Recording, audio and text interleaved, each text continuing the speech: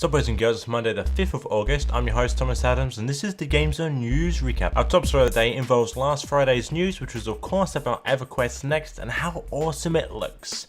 Over the weekend, Sony spent a lot of time explaining and previewing tons of things about this upcoming MMO, and it just blew my mind and I just cannot wait for it. It didn't obviously totally blow my mind, it isn't completely innovative, but it is lots of great things. Now you can find the full rundown on Game Zone, and for me, the coolest news was how damn interactive the terrain was and how it will be. I just can't wait for an actual fully interactive world that is set with lots of other players, an MMO basically, as well as the fact that there are 40 distinct classes and professions to mix and match that I just think is amazing. The more the better, providing they are not just all the same kind of things with a different name.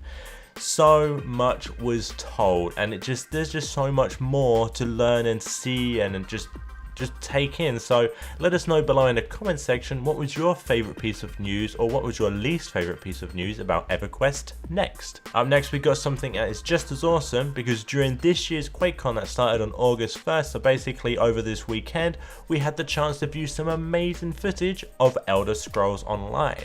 Within this huge 20-minute gameplay video that was being played semi-live, we saw combat, looting, fast travel, mounts, quests, dungeons, and even more.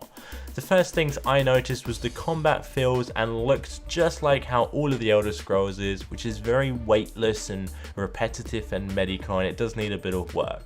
Of course, the UI is just pretty much Skyrim orientated now. There's nothing wrong with that color scheme in UI. I just felt they should have changed it up a bit. But whatever the case, mounts, they just appear when you want them and disappear like other MMOs. As well as the last thing, the graphics, they do look nice, but the gameplay did let me down a little. Now of course this game is still in full development, and so it should be, especially with what they've shown. It's a nice preview, a nice insight, but they really should come back with some really cool stuff, because it didn't impress me as much as EverQuest Next. Especially EverQuest Next was just a little short 2-minute tech demo. Anyhow, check out the link below and go and watch the video for yourself. Last week we learned that Activision's Call of Duty Ghosts was underselling via pre-orders, but they were palming it off on the whole next-gen console type stuff.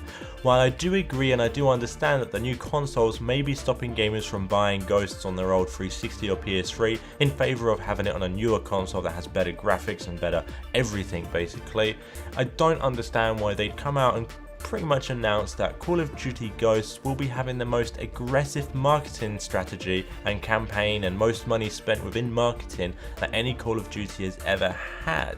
They have basically said that Call of Duty Ghosts will double the pre-orders of Black Ops, and pre-orders are great, marketing is great, but at the end of the day, maybe they should have just called it a different name, just kept the gameplay the same, maybe put it in a different area in the future, I don't know, but call it something else, because maybe that would have increased profits. Because at the end of the day, yeah, Call of Duty, blah, it doesn't matter what it is, Call of Duty has a stigma attached to it. That franchise has a stigma that puts people off because it is another Call of Duty.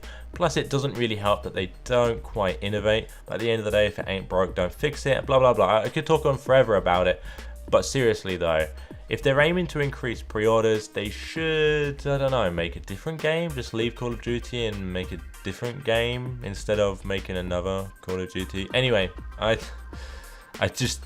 don't know, man. They're going to be spending a lot of money that will eat at their profits, and it won't surprise me if they go ahead and say, well, Call of Duty Ghosts sold well, but we didn't make as much money as we thought because we spent $4 billion on marketing. For today's last story of the day, I wanted to show you something special that is close to my heart.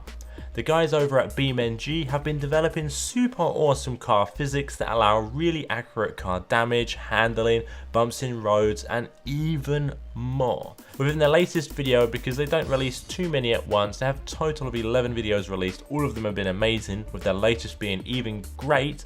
They have announced that you can actually pre-order this tech demo. You can pre-order it and you'll get a tech demo, and you can actually see how awesome the destruction is yourself. Plus it runs really well on surprisingly not great PCs, so it's amazing. If the stuff you can see in the background is amazing, you think, are they crashing real cars? It's just really impressive programming, developing. It's just, it's amazing. I don't know how they do it. I just think it looks really cool.